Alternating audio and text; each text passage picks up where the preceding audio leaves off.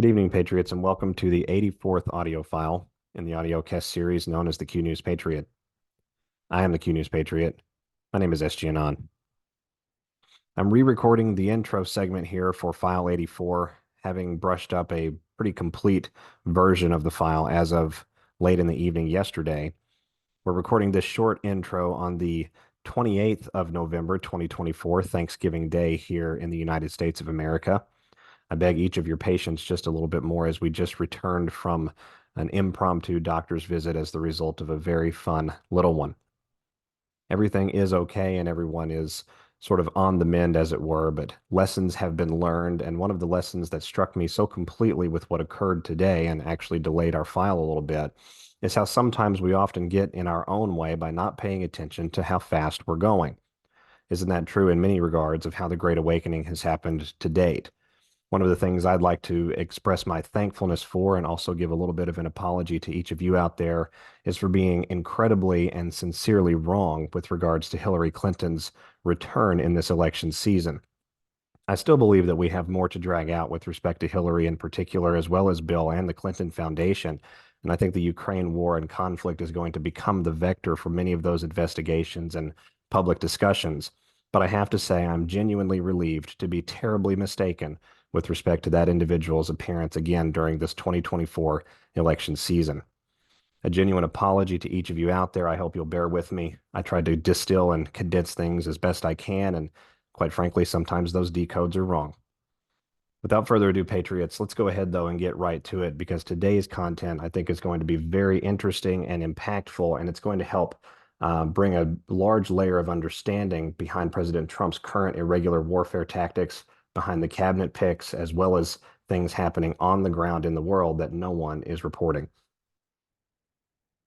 Give me just a moment here. We're going to come over, and the first thing we're going to do is talk about the expansion of extraordinary psychological intelligence and counterterrorism operations happening here silently under Special Operations Command in the United States. I'm going to share my screen here with each of you. This document sent to me not quite a month ago from the same operator or operators that have been reaching out via email that I've shown each and every one of you before. This document titled Audit 480741 Affidavit of Fact, Workplace Investigation and Audit Report, Corporate Human Rights Abuse. See IRS Form 3949A regarding blank, Michigan 48074. America's blank investigation and audit has documented routine violations of Executive Order 13818 alongside its declared and extended national emergency. Our investigation was initiated following numerous complaints from employees and whistleblowers. Documentation shows blank management and supervisors participate in negligent conduct that constitutes serious human rights abuse and corruption to further profit. Employees and victims are subjected to an unsafe, unsanitary, and a disease-causing work environment, while at the same time subjected to ongoing disparaging discrimination. Eyewitnesses have documented dozens of roof leaks that numerous employees confirm have been left in disrepair for many years. Our team documented buckets and totes placed under leaks throughout the store, some placed permanently under the countless stained and sagging ceiling tiles. During our investigation, it was revealed that if buckets are not precisely placed near Register 1, employees are made to stand in puddles created by the neglected roof and frequent Michigan rains and snowmelt. They are told not to leave their post and expected to remain in these conditions until the person who mops comes along. This roof leak drips just inches from their heads and inches from the electronic equipment they are required to man. Outside of the obvious safety issue, the poor air quality and health issues associated with water-damaged buildings is well documented, although scrutinized by the conflicting interests of industry. Exposure to mold, mycotoxin, and bacteria growth within a sick building is known to cause anything from allergies, skin rashes, depression, and decreased immune function to serious autoimmune conditions, neurological disorders, and cancers. During our investigation, we recorded several health issues that are caused or exacerbated by this kind of environment. Our team documented a number of long-term employees that just happened to be suffering from frequent colds and allergies, as well as severe skin rashes, joint pain, depression, and even movement disorders. See attached NIH abstract. On October the 2nd, 2023, the World Health Organization published this data. warning of the dangers of mycotoxins. Mycotoxins can cause a variety of adverse health effects and pose a serious health threat to humans. The adverse health effects of these toxins range from acute poisoning to long-term effects such as immune deficiency and cancer. Documentation shows and management participate in routine discrimination against employees by openly allowing breaks outside of lunch for some employees and forbidding breaks to others. We witnessed employees met with hostility and even termination for complaining about the disparagement. Our documentation shows one elder worker being financially forced to work while ill. Blank denies sick pay even to workers with seniority. During our investigation, we witnessed this senior having to stand for long periods without a break, ringing up customers' food while ill. One of our investigators documented a manager saying the disparagement with breaks has been ongoing for many years and without repercussions. As a surety bond holder in America, the business owner is required by law to provide a safe and sanitary work environment and manage a workplace that is free from all discriminatory practices. Our investigation has revealed that Blank consistently fails to provide these basic rights and instead displays a flagrant profit over people business model by breaking ground, building and opening Blank lieu of Blank responsibilities to current employees. This just one of many other investments and ventures. The failure of oversight by the local health department is also documented and filed in our report, subjecting this agency to all of the same charges listed here. The recent federal SCOTUS ruling revoking the Chevron deference holds these agencies and businesses now subject to suit and potential criminal charges. Our audit finds these commissions to be of the serious human rights abuse that contribute to the twice extended national emergency declared alongside EO 13818, as well as violations of the ADA and workers' constitutional rights and beyond. For the constitutional republic of the United States of America, I certify under penalties of perjury that each statement herein is true, factual, and accurate to the fullest extent of my knowledge and authority, so help me God. And then we have a blanked out here, 2024, counterterrorist operator, guardian of the republic, sui juris, terra firma jurisdiction, all rights reserved without prejudice, UCC 1308, non-belligerent, non-combatant, no rights waived whatsoever. So this just helps to highlight that a great many things happening in the world right now are chaotic and turbulent, yes, but again, they are providing a very large scale civilization level cover for these types of mapping, reconnaissance, and interdiction operations that are happening from compartmented segments of not only the US military, but most major militaries in the world. And one of the things that's been announced by one of those major militaries with respect to Russia is the discovery that Coca-Cola, as well as PepsiCo Global, have been caught paying British mercenary and British military associated and defense aligned firms, presumably for children that are being trafficked out of orphanages in the very far eastern and southeastern areas of Ukraine. The Russians have recently come into possession of a number of different key villages and a couple of very large towns in the southeastern and eastern portion of Ukraine, not the least of which is the town of, I think it's Novovyazhovska. That's not very far from Zaporizhzhia nuclear plant. Zaporizhzhia is a fairly large metro area with the nuclear plant on the outskirts. And what is so interesting is that one of the very first things the Russians are mapping are the presence of veterinary institutions, hospitals, and orphanages in these areas, because those are the institutions alongside academia and certain medical research and medical provision facilities. These are often the types of institutions that are met with the underground tunneling system. And what is so very fascinating is Sputnik is actually the one to run the broadcast pertaining to Coca-Cola. I'm going to let each of you go and do a little bit of digging for the PepsiCo reference. And one of the things that I have discovered in my own digging is that PepsiCo, as well as the WEF, are directly implicated in overlap behind what happened on July the 13th, 2024, with respect to Butler, Pennsylvania, and President Trump. If we come over here, give me a moment, I'm going to bring up the PepsiCo global management page. If you come on to Pepsi's area, and one of the reasons I'm bringing up Pepsi is because Kimberly Cheadle, if you remember, the Secret Service director at the time of the failed assassination, was the director for security at Pepsi immediately prior to that particular auspicious role. One of the things we find out at Pepsi, and of course, Ms. Cheadle being the head of global security would have been reporting to vice presidents and executive management teams. And the chairman and chief executive officer, Ramon Laguarta from PepsiCo, I believe he's a native to Spain, is actually a member of the, let me see here. He currently serves as the co-chair of the World Economic Forum's Board of Stewards for the Food Systems Initiative.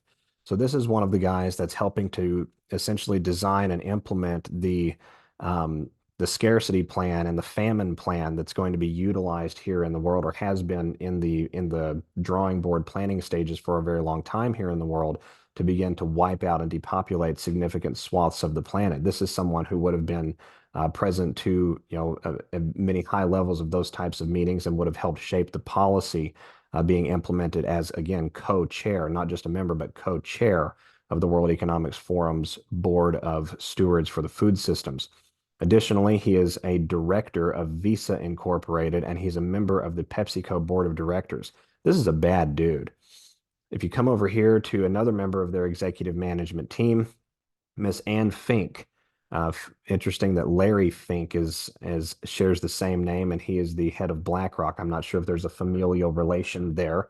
It would not surprise me. But Anne is president for Pepsi's Global Food Service Division, and Anne Fink has served in a number of different roles. She was formerly the senior vice president and chief customer officer for PepsiCo Sales. She led strategic management for all retail channels in the U.S., as well as the company's Global Sales Leadership Council. She also spearheaded sales and operations for Pepsi. Let me see here. Spearheaded sales and operational customer partnerships, between PepsiCo, Gatorade, Tropicana, Frito-Lay, and Quaker portfolios. Now, remember, I'm going to sidebar here, Anons, and remind you that Quaker is one of those companies that has been purchased by a number of different conglomerates. I believe PepsiCo is now one of those conglomerates, and Quaker is one of the penultimate examples. Quaker oatmeal is one of the penultimate examples used to describe the conditions of the food supply between Europe and the United States. In Europe, Quaker oats have 3 or 4 ingredients. In the United States, they have 10 to 15. And this is an individual who would have been not necessarily in the build out for what the ingredient lists needed to be, but certainly someone to approve the types of strategic and business management decisions going into deploying those food products.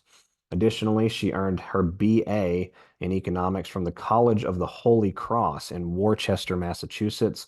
The College of the Holy Cross is a Jesuit institution. Let me see here. Over time, Holy Cross has continuously evolved to reflect the needs of our students and changing times. Our Jesuit Catholic identity has remained a constant throughout that evolution, informing and influencing everything we do. That's taken directly from their website under the About section here. And if you come over to Holy Cross famous alumni, alumni of distinction is what they are called. Listen to this list, Patriots, just for a moment here. I'm not going to go through everyone, but just for a moment. Doug Baker, co-founder E2SG Partners and former executive chairman of the board and chief executive officer of Ecolab. Ecolab is responsible for the mass poisoning of your national food institutions, primarily through the chemical cleaner contaminant deployment that happens inside those buildings. James Collins, class of 87, professor of bioengineering in MIT's Department of Biological Engineering and Institute for Medical Engineering and Science, and he is a recipient of the MacArthur Fellowship in 2003. Michael Collins, class of 77, MD, and I believe he's a distant relative of former NIH Director Francis Collins, Chancellor of UMass Medical School, and a Fellow of the American College of Physicians.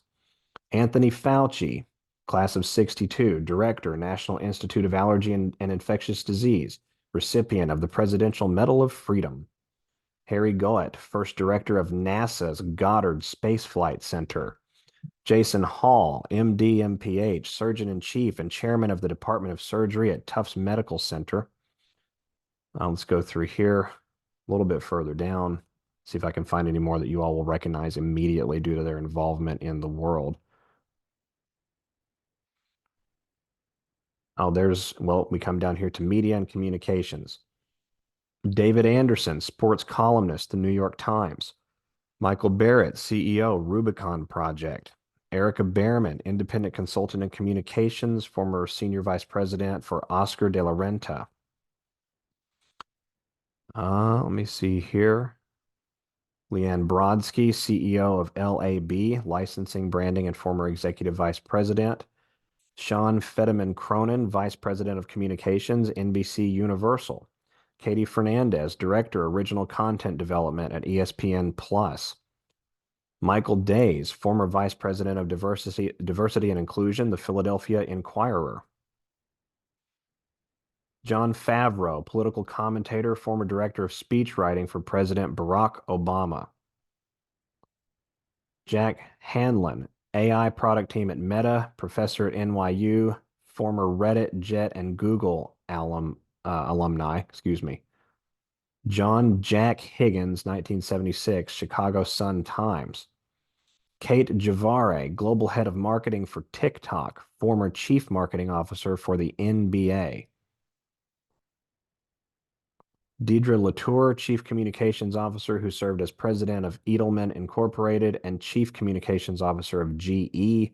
Brian Lockhart, Senior Vice President, Original Content, ESPN Films and ESPN. Burke Magnus, President of Content, ESPN. Chris Matthews, journalist and former longtime host of MSNBC's Hardball with Chris Matthews. Daniel Shaughnessy, sports columnist, The Boston Globe. Casey Sullivan, president of CNBC and the former president and managing director, NBC Universal Global Advertising. We haven't even gotten to finance yet, Anons. Hang with me here. We're coming into finance. Eileen Boone, former senior vice president for corporate social responsibility at CVS Health and president of CVS Health Foundation. When has CVS ever cared about your health, Anons? Teresa Breston, former vice president and treasurer, HP Hood. James Burke, CEO of Johnson & Johnson. David Castellani, operating partner of Brewer Lane Ventures. Chris Caswell, chief financial officer of Second Nature Brands. Let me see here. Anne Marie D'Angelo, executive vice president, general counsel, Hilton Hotels. Michael Daniels, former senior vice president and group executive, IBM. Lauren Rangel, Chief Business Development Officer, 100-year-old media of Grupo Ferre Rangel, a 100-year-old media, real estate, and social engagement company in Puerto Rico. Anne Fink, PepsiCo Global Food Service President. That's actually how we ended up on this page, isn't it? Chris Foley, President, Campbell's Meals and Beverages, Campbell Soup Company, one of the most poisoned foods to ever enter your food supply, Patriots. Jackie McCauley Ford, Chief Financial Officer, America's Kitchen. Joanna Garrity, Chief Executive Officer of JetBlue. David Grain, Grain Management Group. Let me see here. Damon Hart, Executive Vice President and Chief Legal Counsel for Liberty Mutual Insurance. Pedro Heilbronn, CEO, Copa Airlines. Mark Holowesko, founding partner and CEO of Holowesko Partners, an investment firm in the Bahamas, co-sponsor of the Holowesko Citadel Racing Team, registered with the USA Cycling as UCI Continental Team. Molly Taylor Jolly, Senior Vice President and Administration for the Los Angeles Angels.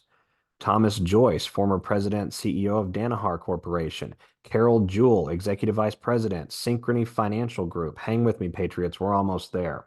Helen Gerardo, Vice President of Global Content for U.S. Hispanic A&E Television.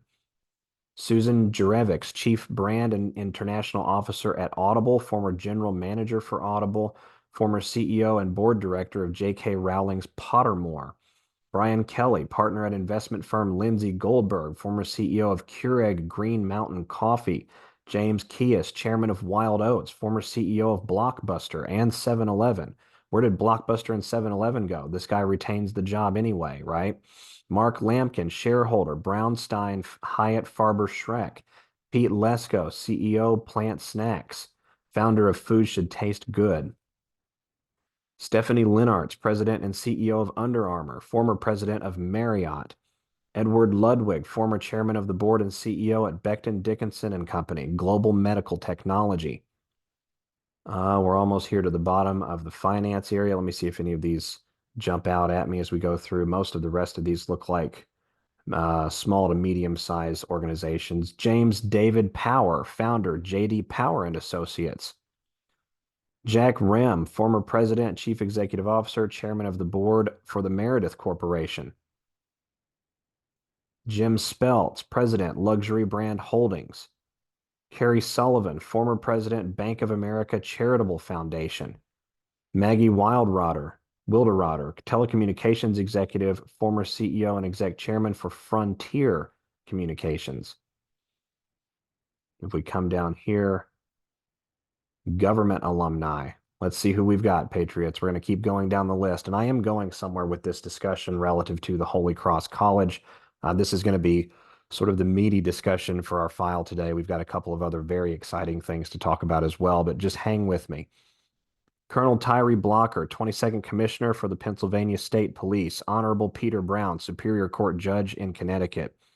Joseph Califano, former Chairman Emeritus, Center on Addiction, former U.S. Secretary for Health, Education, and Welfare. Senator Robert Casey from Pennsylvania. Richard Davey, President of NYC Transit at the MTA in New York City. Mark DeSaulnier, member of the U.S. House, Democrat of California. W. Arthur Garrity, federal judge. Stanley Grayson, former Vice Chairman and Chief Operating Officer, M.R. Beale, former Deputy Mayor in Mayor Ed Cook administration. Captain Thomas Nellie, United States Navy, received Medal of Honor in 1970 from President Nixon. He might be the only person on this list so far that I've not been completely suspicious of. Paul Leclerc, Director, Columbia Global Centers in Paris, former President and CEO of the New York Public Library. Rupal Palanki, Superior Court Judge, State of Connecticut. Justice Clarence Thomas. Harry K. Thomas Jr. He's a senior, was a senior strategic engagement leader at Special Operations Command and the Kissinger Senior Fellow from a Kissinger Senior Fellow, as well as a Yale-Jackson School of Global Affairs graduate and former U.S. Ambassador. Honorable Pete Welch, former Senator, State of Vermont. Honorable Gary White, Superior Court Judge, Connecticut. And we could go on and on, Patriots. There's a little bit more here with respect to arts, athletics, scholarship things, more religious focused things or faith-based recognitions. But fundamentally, I think I've driven the point home well enough that this is how you cook a secret society overthrow of an entire civilization. You replicate the model that you just heard me describe a moment ago, 5, 6, 7, 8, 10,000 times. And you essentially have a one mission, one purpose, common belief system behind a group of people that are willing to do whatever it takes to aid the agenda and the movement forward. And wouldn't you know, when we're talking about aiding things and their movement forward, one of the other individuals associated with PepsiCo is an individual named Mr. Stephen Williams, CEO, PepsiCo Foods North America, and likely would have been one of the direct bosses for Miss Kimberly Cheadle when she was with the company back several years ago. And this individual is a member of the board of directors for State Farm Mutual Automobile Company, the same company that regularly refuses to comply with subpoenas in federal court. And you can go and look up a case. Let me see if I can find the case here. David Reginald Houston et al. Plaintiffs versus United States of America defendant. Robert B. Jones, United States Magistrate Judge. This case number looks like 517-CV-162-D in October of 2018 for proof of the statement that I just made a moment ago. He's also on the Executive Advisory Board for the Southern Methodist University Cox School of Business, the President's Advisory Board for the University of Texas Southwestern Medical Center, and he's also a board chair for United Way in Dallas, one of the most corrupt charities on the face of the planet. So looking at this, Patriots, and understanding that what's happening with respect to the Russian military's reports out of Eastern Europe and what's happening here domestically with what's occurring oriented at President Trump, is it about the intelligence community? Absolutely. Is it about the defense community? Absolutely. Is it about the military industrial base profiteering off of endless war and not wanting people like President Trump or anyone for that matter to get in that sandbox and mess that up? Of course it is. But fundamentally, the Hydra is held together by the sticky slime of secret societies that cook within our academic institutions and, yes, even in our faith pulpits here in the Western world, and have cooked there and gestated there and sort of incubated themselves for a very, very long time. And it is my opinion that we are living in a period of time where these people are being forced out into the light. The same is true, and I would use the same attitude when discussing some of the picks pertaining back to President Trump, right, in this cabinet situation that's happening here. The irregular warfare appreciation component really has to be in there, and we have to remember that, Anons, or we're going to fall right back into that legacy bias. We're going to fall back into that MK Ultra reactivity complex, but we're going to do it with different faces, different places, all along the same script. And that's not something that we wish to do. We have worked too hard. We fought this battle too long. And quite frankly, many of us out there have lost far too much in this process to allow that to occur. I do want to highlight out for each of you out there something to think about with respect to President Trump's cabinet. I'm not going to get into specifics with individuals. I'd like each of you to go out there and back research and really look into the foreign aligned infiltration that's behind many of those individuals. And yes, it is there. But I'd like to pitch a hypothetical way of looking at this for each of you out there from the irregular warfare lens. What would it have looked like if on the 13th of September 2001, the President of the United States, along with several U.S. military generals, gave a press release or a presidential address from the Oval Office or from a secured location with military brass at his back, discussing that domestic treachery in alignment with foreign actors had resulted in a catastrophic attack on the United States of America, and that until such time as we could be ensured that the attack was cleared, the U.S. Army would assist domestic law enforcement institutions and agencies in apprehending all that tie back to terrorist operations, military objectives, and military operations against the United States, the Republic, and its peoples. I think many of us out there can acknowledge that much would have been different.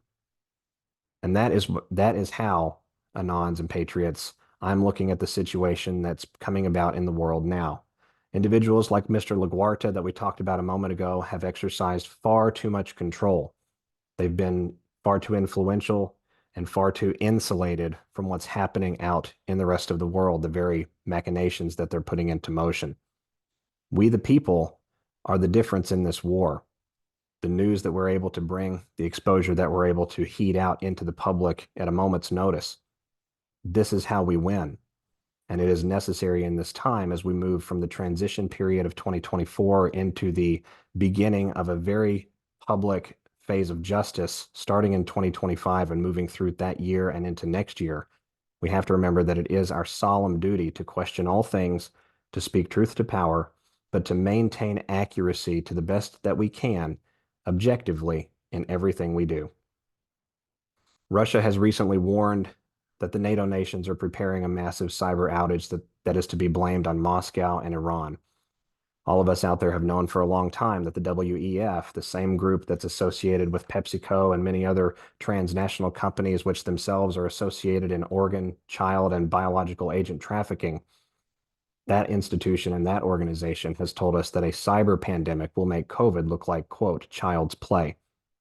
I caution each of you out there as we look through this period of time to remember that Patriots have key initiatives, but we must smoke out the rest of the insects before we can move forward and build God's earth together. We are well into that process. I am extremely excited to face it down with all of you. You know, Patriots, I'm reminded once again that we can injure ourselves if we're moving just a little bit too quickly.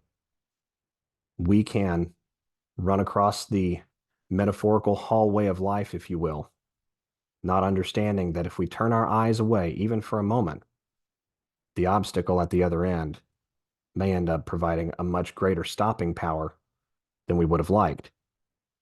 But if we keep our eyes where they should be, if we trust that God has won this and that nature is not worried at all, if we listen to the behavior of the animals outside, the rustling of the broken leaves as they fall from the trees in the autumn and wintry season in the United States, death, rebirth, and life again, I think we can take away a great deal of encouragement and hopefulness. The world is not the world is not worried and concerned about where it is headed. All of it, all of nature, all of life around us understands that this process yields the greatest age this planet has ever seen. Step outside today, remind yourself of why you're here, and take solace and stoic confidence and understanding that completing the mission is indeed our destiny. I'll be back with each of you again soon, Patriots. Stay safe today. Enjoy the weather. God bless. This is SG Anon. Bye-bye.